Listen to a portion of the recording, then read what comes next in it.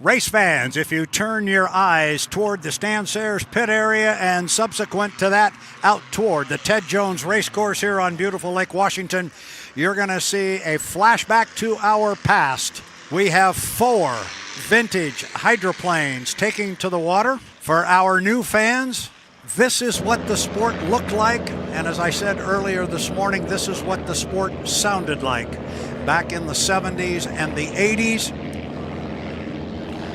It was a very, very different sport back in the day, but at the same time, it was very much the same sport it is today. We've got 3 of our boats out on the water. We will talk about each one of them. But for those of us on the shoreline and watching on the H1 Unlimited YouTube channel at home or wherever you may be, if you are of a certain vintage, translation, if you are of a certain age, this takes you back to your past, and it takes you back to very, very fond memories. We are still awaiting the arrival of the 1977 Atlas Van Lines, the boat that was driven by legendary Bill Muncy, and here comes the AVL. It comes away from the dock. So you've got 3 boats running together up the backstretch, the 4th just now coming out of the pit area. That is the 1977 Atlas Van Lines that Bill Muncy drove, and drove so very well in the late 70s. You also have out there the 1980 Miss Budweiser. The boat is powered by the extremely powerful and loud Rolls-Royce Griffin engine. It is a replacement hull for the 1979 Miss Budweiser, which looked almost identical to that one, but it was destroyed on Lake Washington in October of 1979 when they tried to set the world straightaway speed record off the old Sandpoint Naval Air Station. Dean Chenoweth was behind the wheel, a speed estimated at near 220 miles an hour. When they hit something in the water, the boat went skyward. Dean Chenoweth remarkably survived that incident and came back to drive again the following year in 1980. This is the boat that replaced the one that was destroyed in that world record attempt. Our 4 boats are getting together here at the top of the race course. That is the Griffin Budweiser, a boat that was nicknamed the Juggernaut. That is the boat that will be on the outside as they come down, and as those of us like to do of a certain age, we love this sound, we love this roar, and what we always like to say is we'll get off the microphone and just listen to the sound of yesteryear.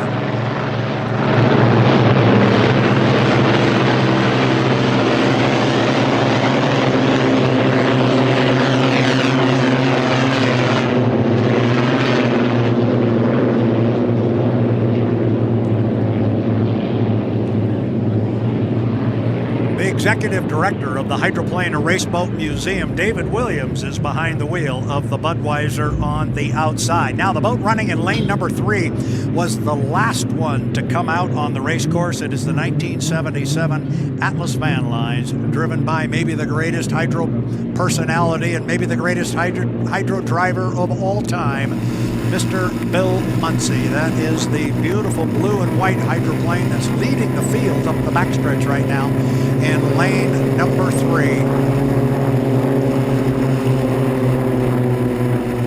Bill drove this boat, drove it so very, very well, and almost immediately when the boat began on the circuit in 1977, it earned a moniker and a nickname that would stick with it forever, and it sticks still to this day. It was referred to as the Blue Blaster. That is the boat that is in lane number 3, just inside the Griffin Bud. Budweiser in 1, Atlas Van Lines Budweiser on the outside, Atlas Van Lines in lane number 3. You've got the 79 Squire Shop in lane 2, the 1973 Pay'n Pak in lane 1.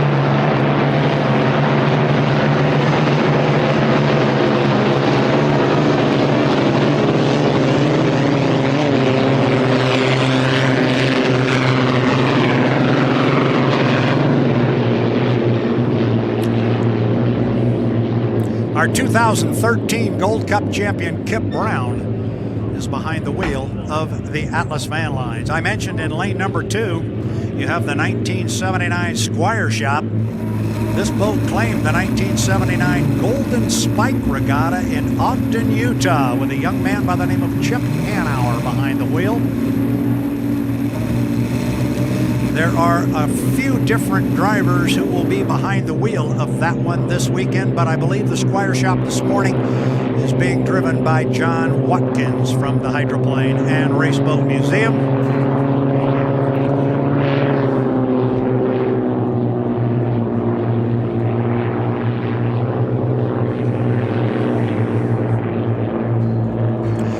Those may remember this, but in late summer 1981, the Squire Shop was out here on Lake Washington with Chip Hanauer behind the wheel. They were preparing for the World Championship race in Acapulco, Mexico, when Chip Hanauer flipped the boat on what would be roughly the front straightaway here in Seattle. And the boat was pretty much destroyed, and they ended up leasing a similar hull, the old Circus, to race in Acapulco. Lane 2, the Squire Shop, John Watkins behind the wheel.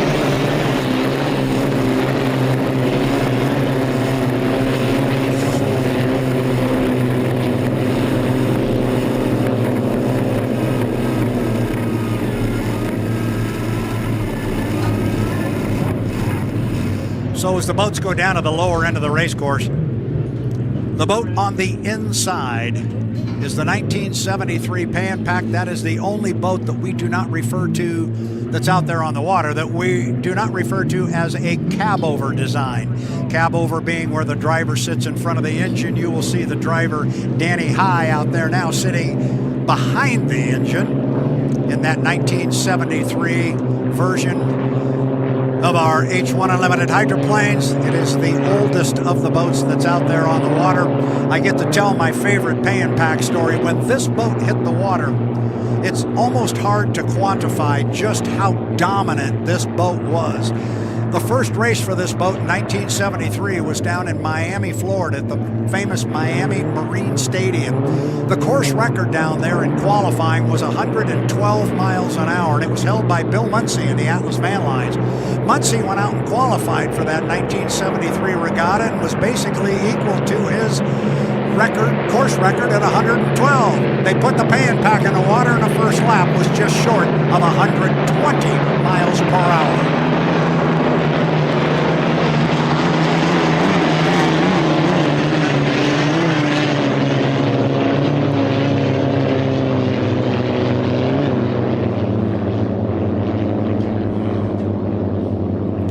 I think I've said it a few times that those of us of a certain vintage get kind of excited at that sign. I'm looking down here. Andy Muntz, that's pretty good stuff when they rumble by like that. It makes the hair stand up on your arm. It's just something that it was put into us as young children, and as we were growing up and become adolescents, that's what we grew up with. And thanks to all of the hard-working people at the Hydroplane and Raceboat Museum who dedicate their time, their effort, their money to bring these boats back to life. And talking with David Williams, the executive director of the Hydroplane and Raceboat Museum, they made a conscious decision many, many years ago that they were going to restore these boats, and when they did it, the plan all along was to restore them to a running condition. And that means having motors, having full-time crews that work on these boats, and basically run the operation of each individual boat and team as if it were in current day H1 Unlimited. And that's how they are run and operated. But the fact that they can put these boats on the water, and like David Williams likes to say, bring the show to you, the fans, is something truly special, and that was a very good run. The boats are no longer together. They have kind of separated themselves a bit. I suspect they will find their way back to the pit area, the Stan Sayers Park, but we will be running our vintage H1 Unlimiteds a number of times the rest of the weekend.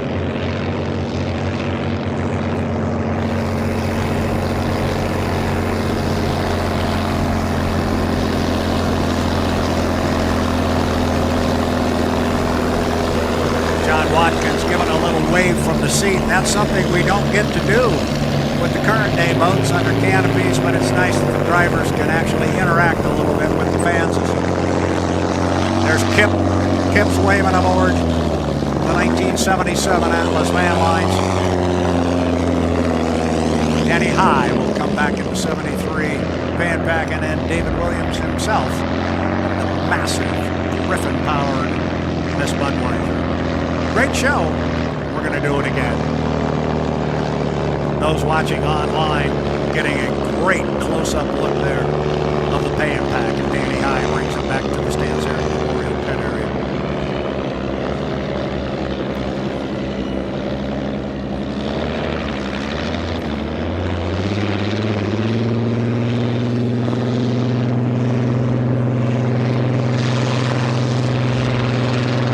There's just that distinctive rumble to the Rolls-Royce Griffin.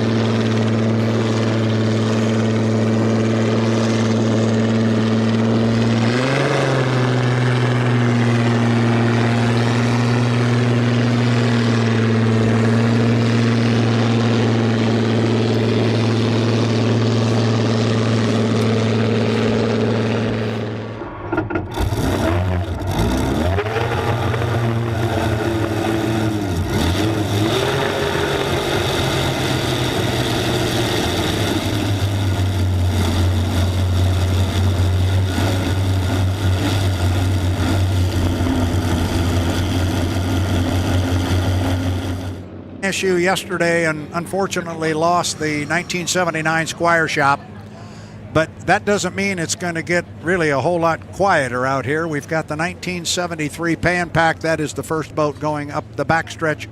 Danny Heye will be behind the wheel of that one, and right behind him is a boat that needs absolutely no introduction. That would be the boat they call the Juggernaut. That would be the 1980 Miss Budweiser. Here comes Kip Brown off the corner in the 1977 Atlas van lines, and this is really fun having you on board here, John, because these are not only boats that you know and can talk about all day long. Heck, you've driven a couple of them here and you raced against most of them. Yeah, this is really fun for me to watch this. It brings back lots and lots of good, really good and really fun memories. Like you say, I was involved with the Pay'n Pak boat there, helped to build and actually got to drive the blue boat in competition, the only other one to do that other than Bill Muncey, the man himself. And, you know, we ran these four boats yesterday. The Budweiser Griffin boat is just awesome as it was back in the day. Not going to be much quieter because, you know, two of these are Rolls-Royce Merlin, and the Budweiser and that big Rolls-Royce Griffin makes an awful lot of noise. So it'll be fun to listen to them, fun to watch them. And unfortunately, the Squire isn't going to be able to join the party.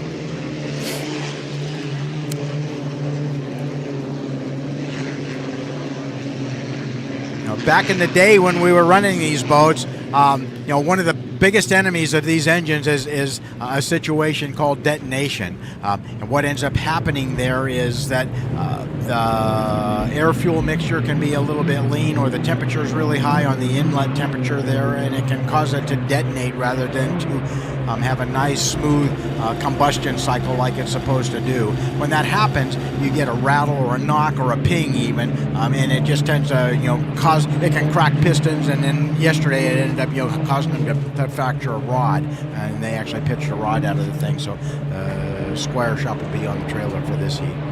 Doesn't mean this is any less exciting here, as now I'm sitting here in my head, John. I'm trying to count how many Gold Cup victories have been claimed by just those three hulls out there on the water. It's a bunch of them, but it is just so good to see this. And for our fans that are new along the beach here and are new to unlimited hydroplane racing, we hope you liked the heat we showed you and showed you our heats this morning, side-by-side boat racing.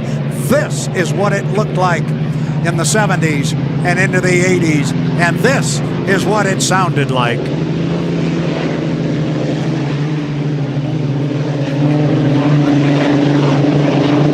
And John, when the Slow-Mo 4 and the Slow-Mo 5 in the early 1950s were winning boat races out here on Lake Washington and claiming Gold Cup championships, they would test on Lake Washington from time to time, and the fans that listened to them could always hear them rumble from miles and miles away. And as you watch this, there's not a whole lot of question in anybody's mind why they used to call them thunderboats. Thunderboats, that's exactly right. And you can hear that. And And I can remember places like Miami Marine Stadium, where that concrete stadium, you'd have 6 of these guys hit the starting line, and you could literally feel it in your chest when they came by, just the vibration of these monsters. I never got to go to that stadium. I would have liked to have seen a boat race there once. It was an awful lot of fun. Top end of the race course. On the inside, the 1973 Pay'n Pak. Those of you watching online saw the 1973 World's Championship race replayed this morning. That was 50 years ago this weekend in the Pay'n Pak, with Mickey Riemann was the champion. Then in 1974 at Sandpoint, it was George Henley claiming the first gold cup for Pay'n Pak. And that boat in lane 2, the blue one, John already alluded to it. That is a boat that was nicknamed the Blue Blaster, and it was a moniker that stuck with it. John's good friend Bill Muncie spent so much time behind the wheel of that boat. When Bill Muncie and Muncie Racing Enterprises purchased the assets of the Pay'n Pak racing team from Dave Herensberger, they inherited that hull, and it wasn't yet completed, correct, John? Yeah, it's correct. It was started as the next version of the Pay'n Pak, which would have been a cab over, just as it is here, except it would have been white with the orange and black on it. When Dave Herensberger ended up the 75 season, he'd won 3 consecutive national championships and 2 of the 3 gold cups. Was on the way to winning the 3rd one when he broke a propeller there and didn't quite get that job done. But at that point, he thought he had done everything he needed to do in boat racing, and maybe it was just time to take a hiatus from boat racing and just do some horse racing and some other things. And after Bill Muncie got it, winning a couple of national championships and different things, one day David said, if I would have kept that boat, I could have had another 25 wins. I could have had 50-some wins at this point in time, and I think I'd like to do it again. And he said, David, being very leading edge with everything, he's one of the few guys. He ran Allison boats, he ran Chryslers, he ran Rolls-Royce Merlin. He didn't, and then he wanted to do something different. When he decided to come back, he thought the gas turbine was going to be the way to go, and that reminds me of a funny story that Dave Stiefeld, who was a crew chief for Bill Muncie, may they both rest in peace. Dave Stiefeld one day at a trophy presentation said, these boats are so unique and they sound so different. He said, when you hear that sweet hum of that Rolls-Royce Merlin going to the first turn, you know that Bill Muncie got there first. When you hear that little higher pitch but deeper throated, Rolls-Royce Griffin, you know that Dean Chenoweth got there. When you didn't hear anything, you followed John Walters to the first turn. And you were talking yesterday, because you were driving the hairdryer, as a lot of people call it. You were driving that first real turbine hydroplane in competition against those boats, and you were telling me yesterday, oh, you could hear that Griffin coming. You could hear it. You probably feel it. You absolutely could. And it was a real advantage, in the boat Pay'n Pak, because it was so quiet. I could literally hear the water coming off the skid fin, going into the turns there. And when we'd get ready to go here, the starts were just as important in those days as they are here. When you'd come off the exit pin and you'd start down towards the starting line, you could hear when the guys got after the throttle in those boats. I could tell, when the Griffin was spooling up, I could tell when it was a Rolls-Royce Merlin coming after me. So wow. It was a lot of times you didn't have to. My mirrors were my ears in those days. The mirrors were the ears. Oh, golly. All right, so let's look at our schedule as David Williams and Kip Brown come off the top end of the race course here. They will head back to the pit area.